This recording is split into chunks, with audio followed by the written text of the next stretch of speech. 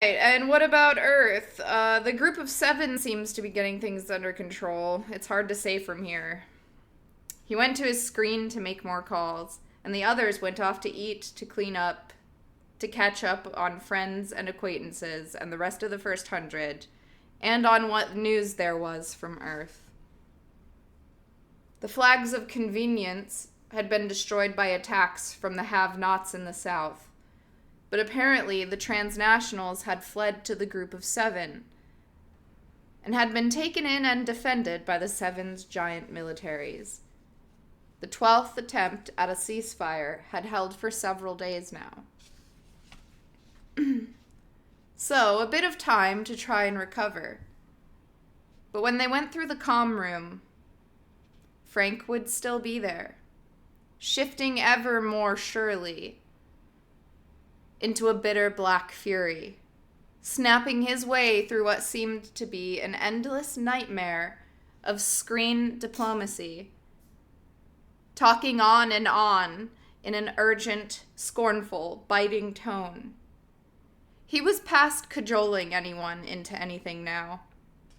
It was purely an exertion of will, trying to move the world without a fulcrum, or with the weakest of fulcrums. His leverage, consisting mainly of his old American connections, and his current personal standing with a variety of insurrection leaders, both nearly severed by events and the TV blackouts, and both becoming less important daily on Mars itself, as UNOMA and the transnational forces took over town after town. It seemed to Nadia that Frank was now trying to muscle the process along by the sheer force of his anger at his lack of influence. She found she could not stand to be around him. Things were bad enough without his black bile. But with Sax's help, he got an independent signal to Earth. But with Sax's help, he got an independent signal to Earth by contacting Vega and getting the technicians there to transmit messages back and forth.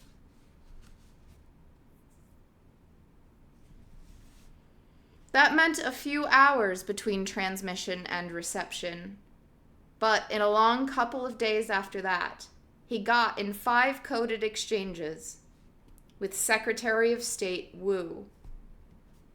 And while waiting through the night for return messages, the people on Vega filled the gaps with tapes of Terran news programs that they had not seen.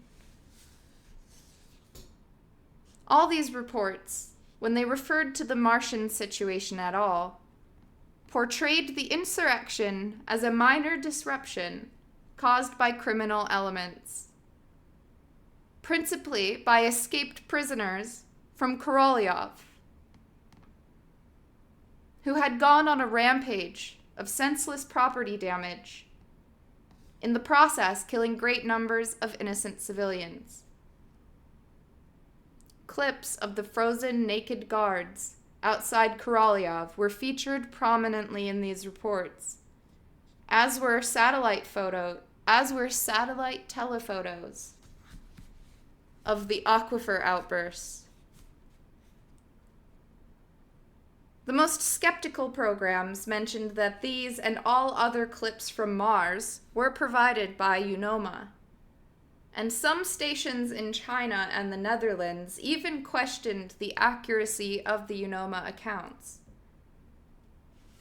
But they provided no alternative explanation of events. And for the most part, the Terran media disseminated the transnationals' version of things.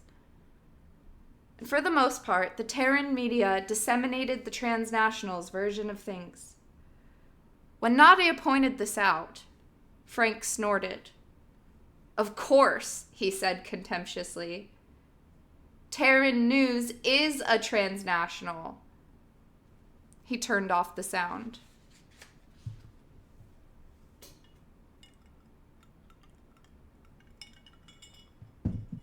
I don't think we read that far.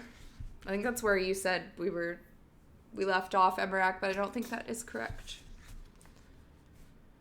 Behind him, Nadia and Yeli leaned forward instinctively on the bamboo couch. Damn, Frank would have predicted the last decade. So does...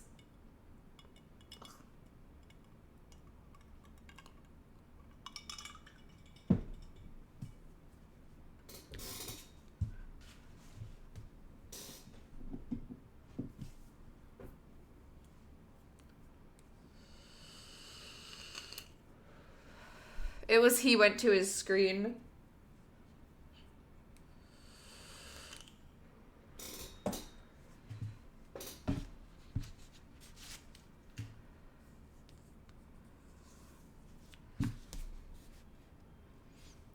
Terran News is a transnational.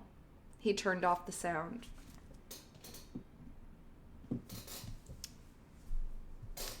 Nadia's just dumb for not thinking of that.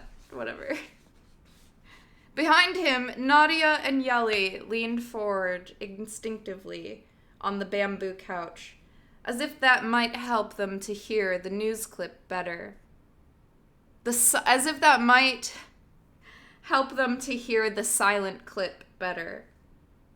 Their 2 weeks of being cut off from outside news had seemed like a year, and now they watched the screen helplessly, soaking in whatever information they could. Yeli even stood to turn the sound back up, but Frank was asleep in his chair, his chin on his chest. When a message from the State Department came in, he jerked awake, turned up the sound, stared at the tiny faces on the screen, snapped out a reply in a hoarse rasp. Then he closed his eyes and slept again. At the end of the second night of the Vega link, he had gotten Secretary Wu to promise to press the UN in New York to restore communications and halt all police action until the situation could be assessed. Wu was also going to try to get transnational forces ordered back to Earth, though that, Frank noted, would be impossible.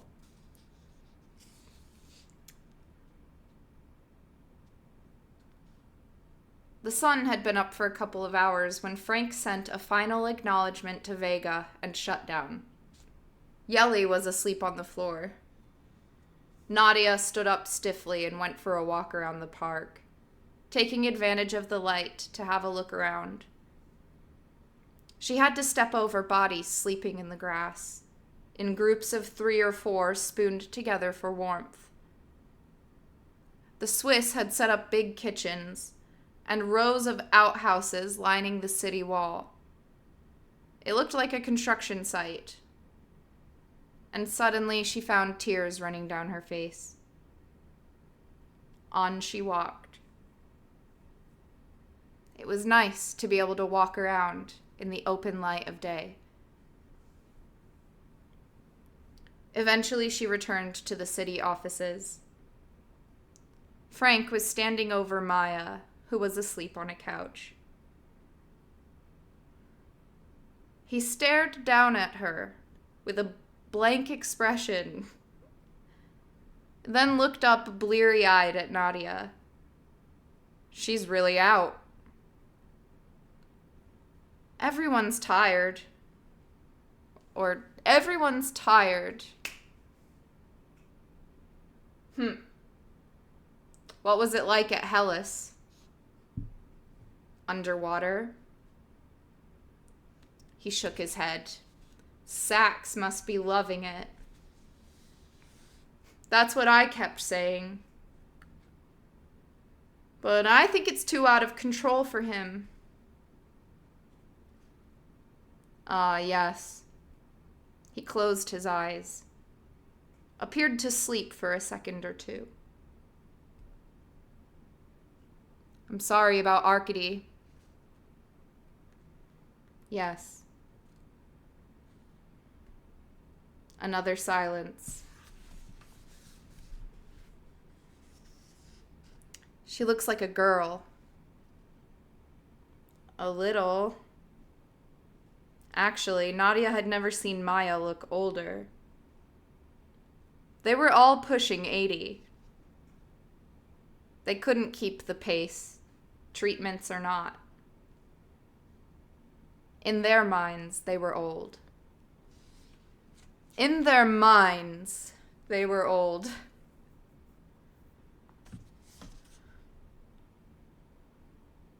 The folks on Vega told me that Phyllis and the rest of the people on Clark are going to try to get across to them in an emergency rocket. God damn it, Phyllis is alive.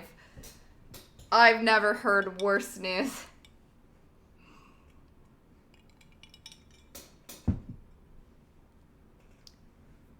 You know, everyone blames Frank because he murdered John, but this is really Phyllis's fault.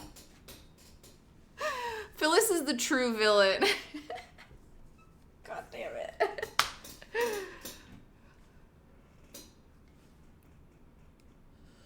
I too got caught up in my emotions. Alright, fine. Take her and give Arkady back, for real.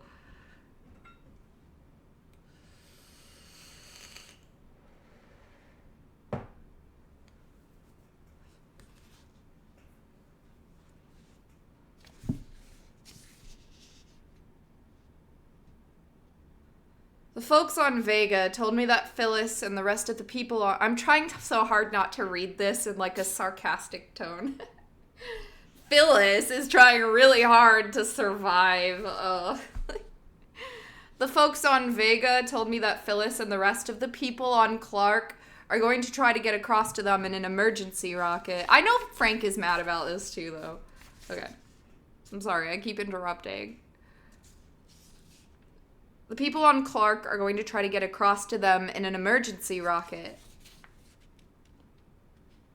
Aren't they out of the plane of the ecliptic? No, I almost said elliptic. Aren't they out of the plane of the ecliptic? They are now, but they're going to try to push down to Jupiter and use it to swing back down system. That'll take a year or two, won't it? About a year.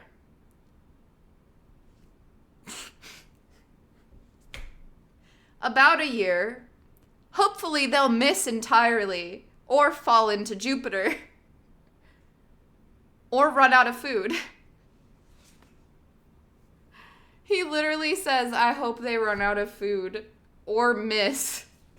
I hope they miss Jupiter, or fall into it, or run out of food. I take it you're not happy with Phyllis? That bitch? She's responsible for a lot of this. Pulling in all those I almost summarized this. I'll let Frank explain it. That bitch. She's responsible for a lot of this. Pulling in all those transnats with promises of every metal ever put to use. She figured she would be Queen of Mars with those folks backing her. You should have seen her up there on Clark. Looking down on the planet like a little tin god. I could have strangled her. How I wish I could have seen her face when Clark took off and went flying. He laughed harshly.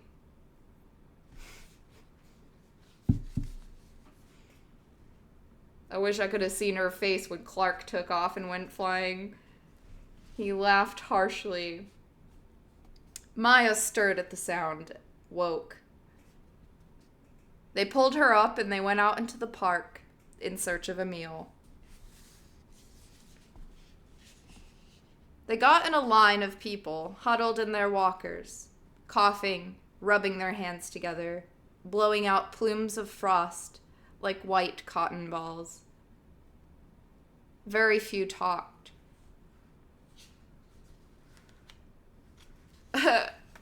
Yeah, I don't know how the straights are doing, so...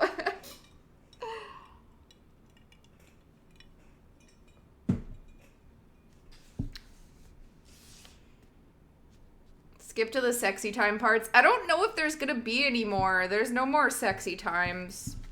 Because sexy times are over. We're in hard times. And that's not a pun.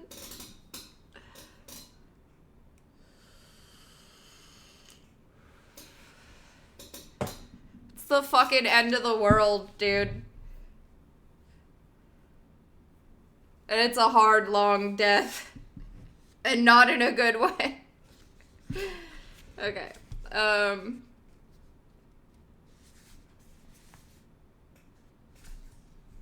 Everyone's 80 years old. And miserable. And if you take your spacesuit off, you're gonna die.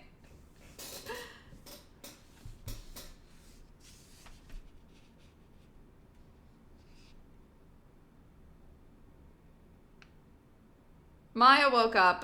They got in a line of people, huddled in their walkers, coughing, blowing out plumes of frost like white cotton balls.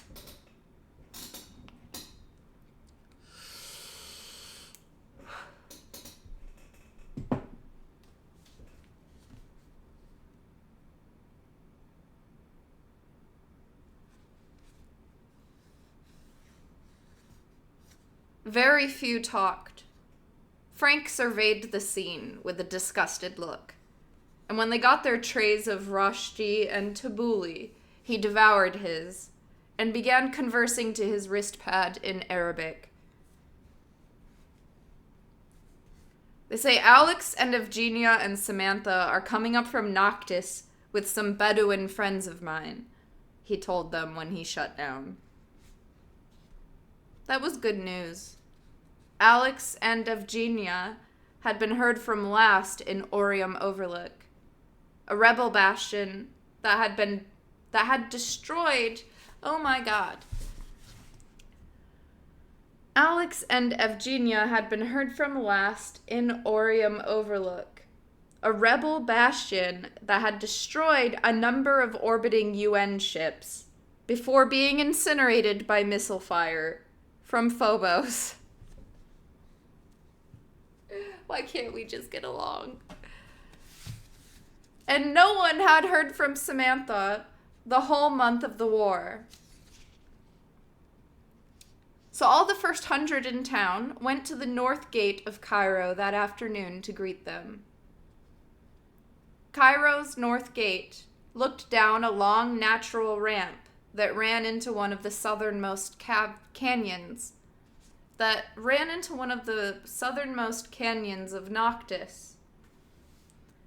The road rose up from the canyon floor on this ramp, and they could see all the way down it to the canyon bottom. There, in the early afternoon, came a rover caravan. A rover caravan, churning up a small dust cloud and moving slowly. It was nearly an hour before the cars rolled up the last part of the ramp.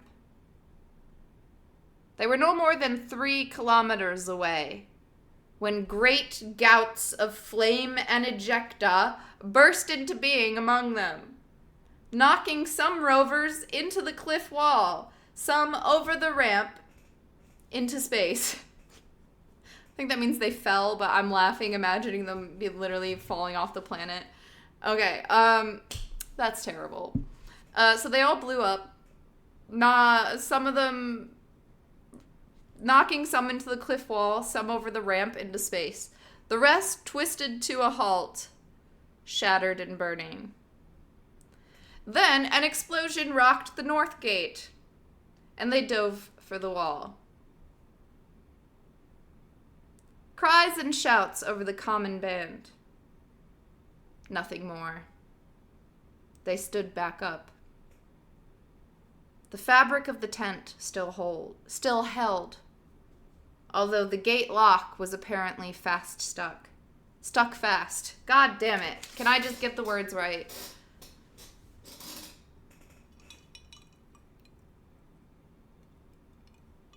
The whiplash for real, dude. I was like, oh, let me sit up straight. They blew up. Surely it can't get worse. I will. I'm not ending right now, don't worry. We're breathing, we're processing. Remember, the characters don't have time to process. I don't even want to know who's dead. Nadia's narrating. I bet she's dead. She's dead right now as she thinks to herself. Then an explosion rocked the north gate, and they dove for the wall. Cries and shouts over the common band. Nothing more. They stood back up. The fabric of the tent still held, although the gate lock was apparently stuck fast. Down on the road, thin plumes of tan smoke lofted into the air, tattering to the east. Pulled back down into Noctis on the dusk wind. Nadia sent a robot rover down to check for survivors. Wrist pads crackled with static. Nothing but static. And Nadia was thankful for that. What could they have hoped for? Screams? Frank was cursing into his wrist pad, switching between Arabic and English, trying vainly to find out what had happened. But Alexander, Evgenia, Samantha. Nadia looked fearfully at the little images on her wrist, directing the robot cameras with dread.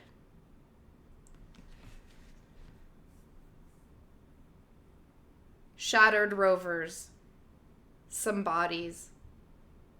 Nothing moved. One rover still smoked. "Where's Sasha?" Yellie's voice cried. "Where's Sasha?" "She was in the lock," someone said. "She was going out to greet them." They went to work, opening the inner lock door. Nadia at the front, punching all the codes, and then working with tools. And finally a shape charge that someone handed to her. They moved back, and the lock blew out like a crossbow bolt. And then there they were, crowbarring the heavy door back. Nadia rushed in and dropped to her knees by Sasha, who was huddled head in jacket in the emergency posture. But she was dead. The flesh of her face, Martian red, her eyes frozen. Feeling that she had to move, or else turn to stone on the spot, Nadia broke and ran back to the town cars they had come in. She jumped in one and drove away. She had no plan, and the car seemed to choose the direction.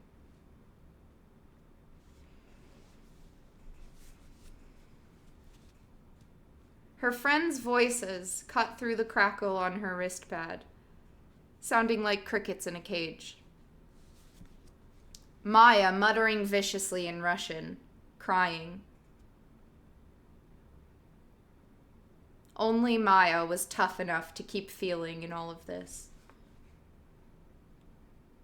"That was Phobos again," her little voice cried. "They're psychotic up there."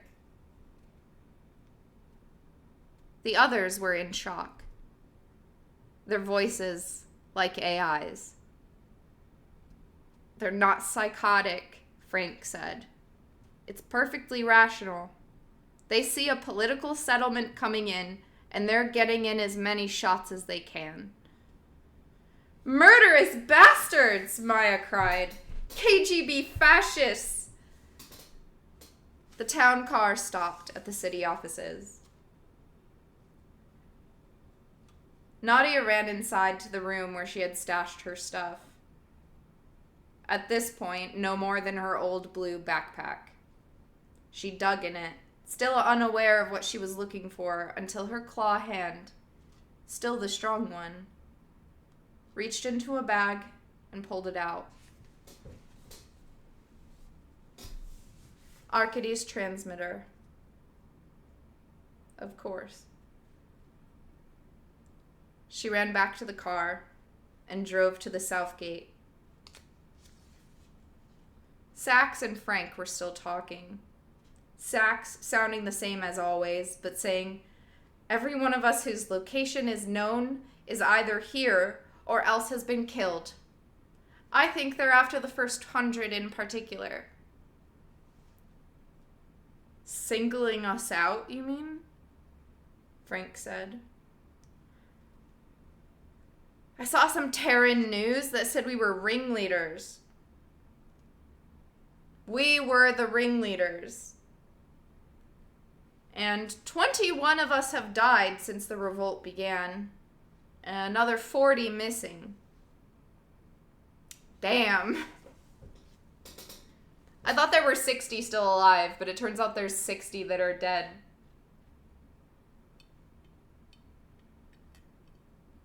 That's a bummer.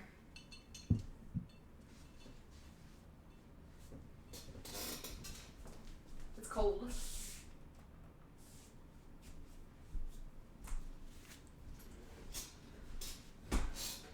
I'm 30. Going on 60.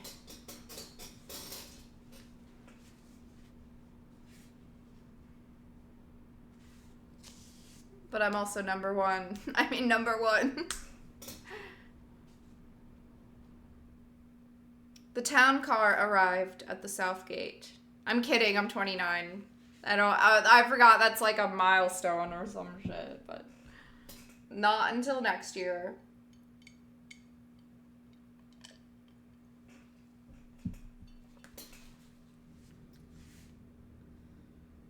Where was I? Murderous bastards, blah, blah, blah. The town car, oh yeah, 40 missing, 21 are dead. The town car arrived at the south gate. Nadia turned off her intercom, got out of the car, went into the lock. She's running away. I think that's obvious, but I forgot to mention it. Is she running away? Okay, is she gonna die? Oh no. Okay, the chapter doesn't end on the next page. That's a good sign. Singling us out. The town car arrived at the south gate. Nadia turned off her intercom, I'm so scared. Got out of the car, went into the lock, and she put on boots and helmet and gloves. She pumped up and checked out. Then slammed the open button and waited for the lock to empty and open, as it had on Sasha.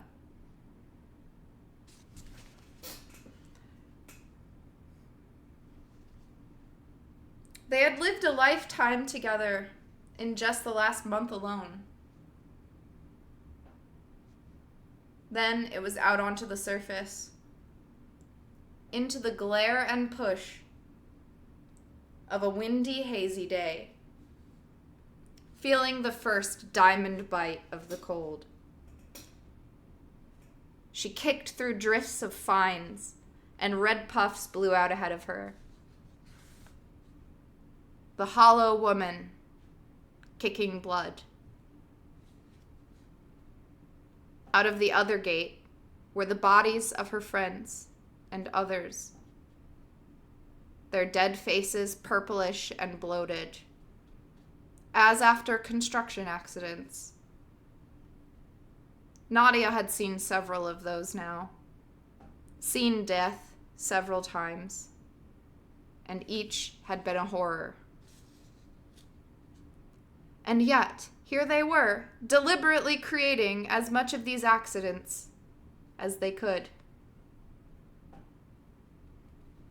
as many of these horrible accidents as they could, deliberately. That was war.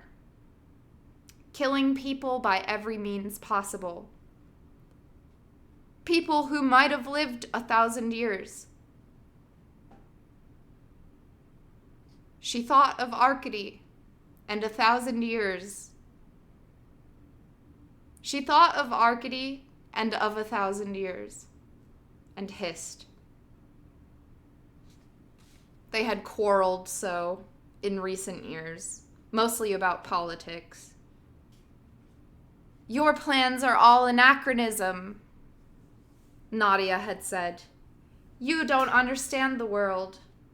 Ha, he had laughed, offended. This world I understand. With an expression as dark as any she had seen from him. And she remembered when he had given her the transmitter. How he had cried for John. How crazy he had been with rage and grief. Just in case, he had said to her refusals, pleading. Just in case. And now it had happened. She couldn't believe it.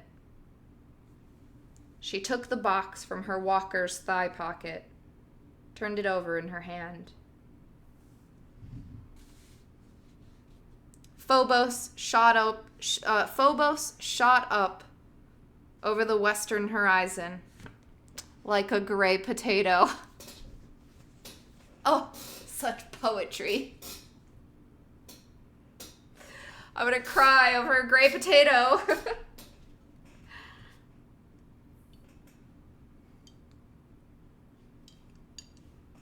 Phobos is a gray potato. It's what you make of it. Okay, and now it had happened. She couldn't believe it. She took the box from her walker's thigh pocket, turned it over in her hand. Phobos shot up over the western horizon like a gray potato. The sun I just can't take that seriously. Okay, the sun had just set. The sun had just set, and the alpenglow was so strong that it looked like she was standing in her own blood. As if she were a creature as small as a cell, standing on the corroded wall of her heart. This is so anime. Oh my god. I can see this. I can see it. It looked like she was standing in her own blood. As if she were a creature as small as a cell, standing on the corroded wall of her heart, while around her swept the winds of her own dusty plasma. I think we've all felt like that, you know? Rockets were landing at the spaceport north of the city. The dusk mirrors gleamed in the western sky like a cluster of evening stars.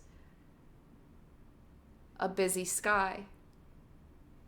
UN ships would soon be descending. Fucking Phobos crossed the sky in 4¼ hours, so she didn't have to wait long. It had risen as a half moon, but now it was gibbous, almost full, halfway to the zenith, moving at its steady clip across the coagulating sky.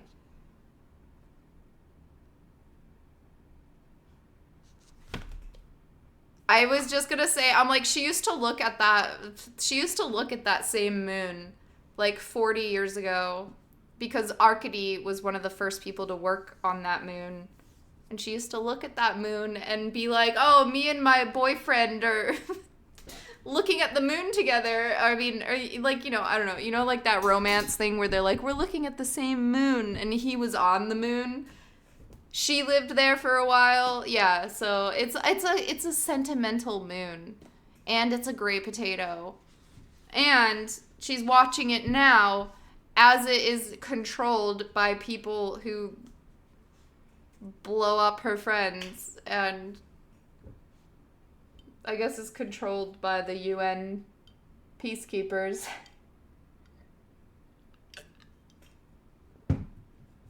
War. Yeah, this is a lot. There's a lot to it, you know. It helps to think we might be wishing on that same bright star.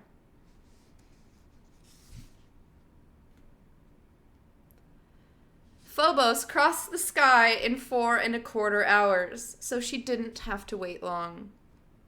It had risen as a half moon, but now it was gibbous, almost full. Halfway to the zenith, moving at its steady clip across the coagulating sky. She could make out a faint point of light inside the gray disk. The two little domed craters. Semenov and Levikin. She held the radio transmitter out and tapped the ignition code. Mangala. Mangala. It was like using a TV remote.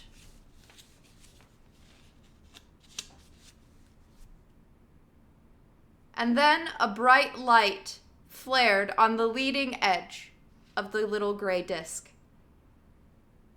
The two faint lights went out. The bright light flared even brighter. Could she really perceive the deceleration? Probably not, but it was there. Phobos was on its way down. She's cooking that potato. Holy shit. Another thing I did not see coming.